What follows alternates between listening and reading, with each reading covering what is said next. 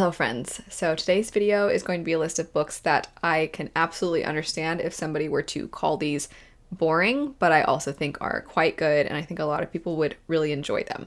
So when I say that other people might call them boring or I might even call them boring, it means that these are books that are not really probably ever going to be considered action-packed, fast-paced, edge of your seat. These are books that are more introspective. They have a slower pace.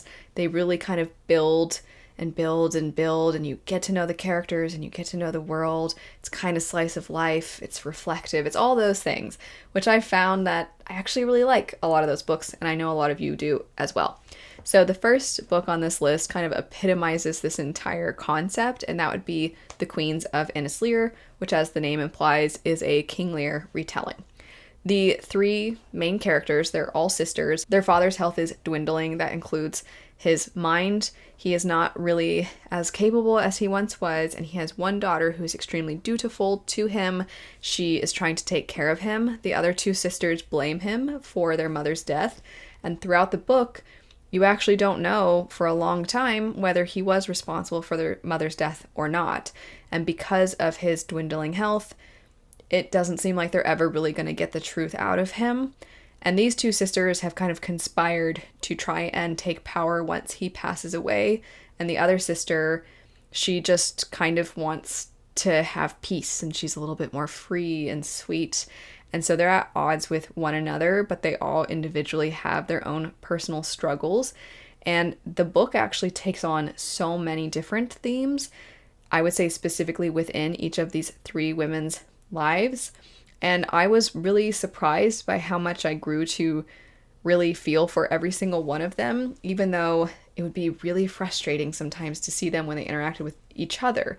There's a lot of familial drama, and the family dynamics are, like I said, they can be kind of difficult to read because you start to care about each of them and you kind of just want them to be a unit and you want them to help each other, but they're just at a place where you don't know if they ever will be able to do that.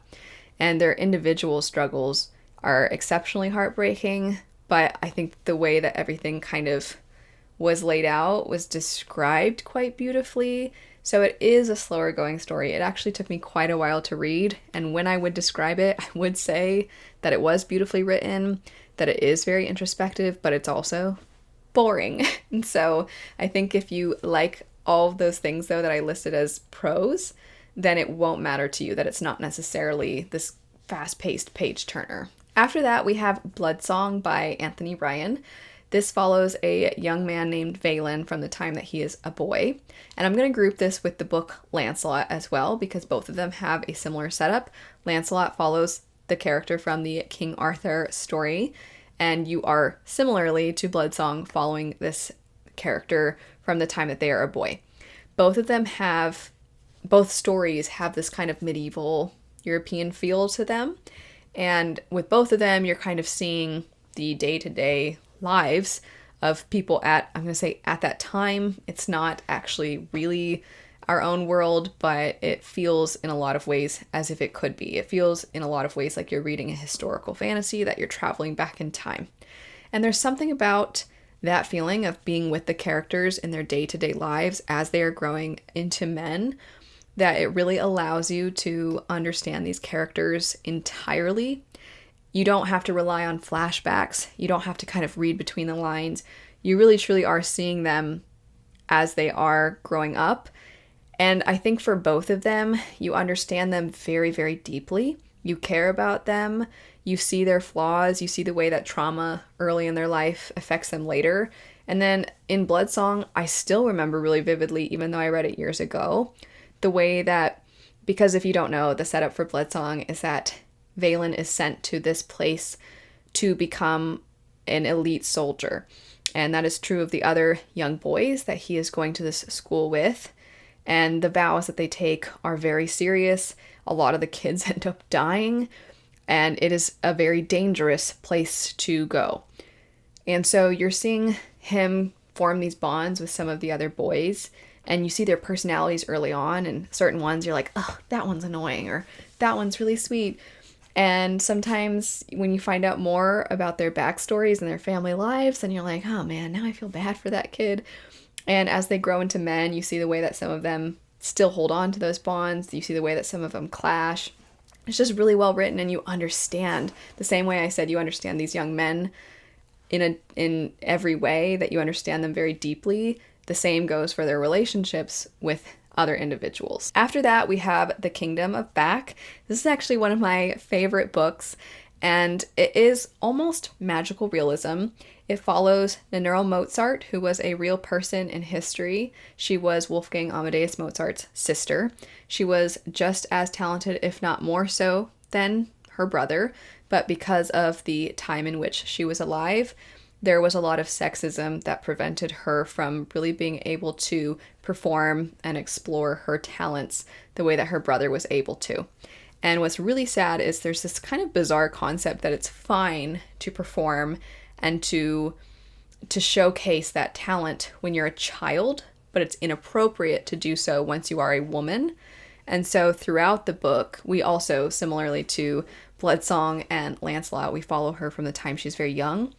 And as she's growing up, there's just this looming dread because she recognizes that the older she gets, the more that her passion is slipping away from her, the more that her freedom is slipping away, as opposed to what most people typically find, which is that they have a little bit more freedom as they get older. And the way that this is all realized through the story is in real life. This is known of the Mozart siblings, that when they would travel from place to place to perform, being bored traveling at that time, they had this make-believe land called the Kingdom of Back that they were the king and queen of. So Marie Lu, the author, took this concept and she created almost like a portal fantasy. She created this world that they go to, and that is the magical component of the story. That said, it really, because of the fact that I said it's kind of like magical realism, it gives you this sense of, is this really happening? I don't think this is really happening. I think this is their imagination. I think very specifically, it's Nannerl's imagination. And as she gets older, the make-believe land gets much darker. It's very much a reflection of what she's actually experiencing in real life. And it's really sad, especially knowing, because there's this big theme of wanting to be remembered. And you're like, ugh, so many people don't even know that you existed, despite the fact that you were so brilliant and so talented. Last for today, we have Kekai. So this is, once again, somewhat of a slice of life. We follow this main character from the time that she is a little girl. And then you don't just follow her into adulthood, but you follow her into becoming a wife, and you also see her becoming a mother. And the relationship building throughout the story, whether it be between her and her brother, her and her father, her and her spouse, her and her spouse's other wives. There's so many relationships to explore. And then, of course, as she becomes a mother, you're seeing her relationship with her child.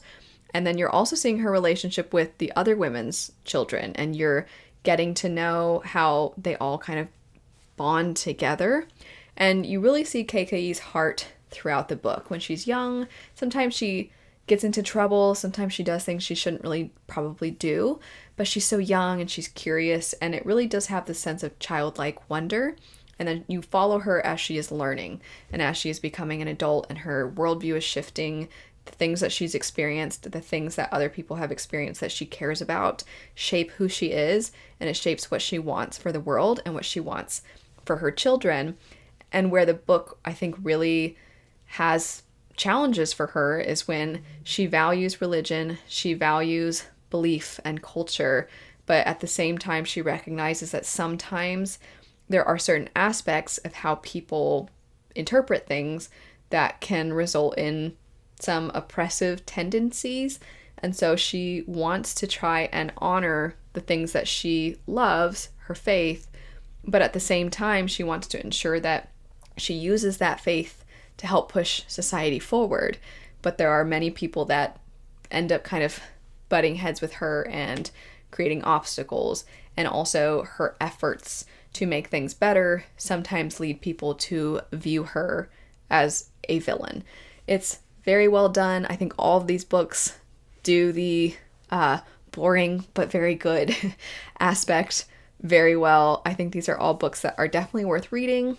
They aren't going to probably be the books that you stay up until 2 in the morning to try and finish, but they're the ones that whenever you kind of just need to sit and let yourself get lost in a story to feel all the feelings, I think these are great books for that. I would love to know what your recommendations are that kind of fall within this category. I actually really like books like this, so I would love to know your suggestions. But anyway, thanks so much for watching. I hope you have a lovely rest of your day, and I'll see you all later. Bye.